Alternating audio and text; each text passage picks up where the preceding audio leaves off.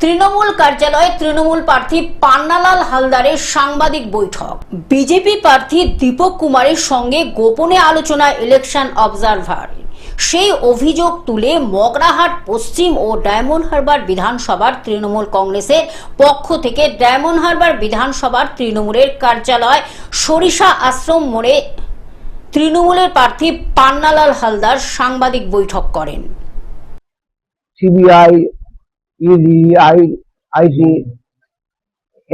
এরা নানা রকম ভাবে আমাদেরকে অবস্ট্রাকশন করছে। আমরা কিন্তু সহজভাবে সরলভাবে মানুষের কাছে যাচ্ছি, মানুষকে বলছি আমাদের সমর্থন করার জন্য, এবং মানুষের কাছ থেকে বিরাট সাফল্য সাড়া পাচ্ছি। মানুষ ভোট দিতে আমাদের ভোট দেওয়ার জন্য উন্মুখ হয়ে আছে, কিন্তু এরা তা হতে দেবে না। আমরা বারবার বলেছি যে পুলিশ অবজারভার কেন এই ধরনের পক্ষপাতিত্ব করবে।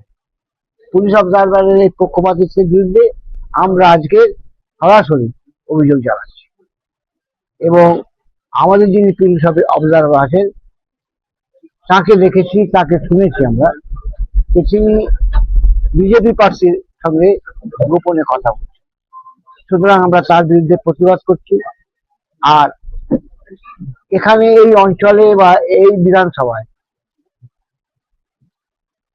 ওরা হালে পানি পাবে না, তাই ওরা এই রকম প্রশাসনকে সাহায্য নিয়ে,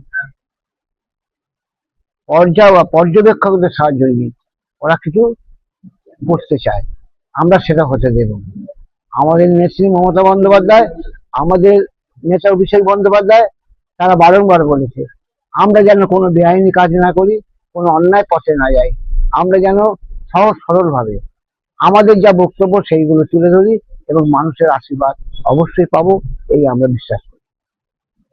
তা করবো কমপ্লেন আমাদের কাছে যখন খবর এলো, আমরা তারপরে আজকেই সাংবাদিক সম্মেলন করে আমরা জানিয়ে দিচ্ছি আমরা এই কমপ্লেনটা কাজ করছি।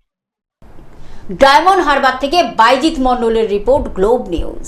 এখন থেকে গ্লোব টিভি দেখুন আপনার স্মার্টফোনেও। গুগল প্লে স্টোর অথবা অ্যাপল স্টোর থেকে ডাউনলোড করুন গ্লোব টিভি লাইভ অ্যাপ। এছাড়া জিও টিভি অ্যাপ থেকে দেখুন গ্লোব টিভি লাইভ।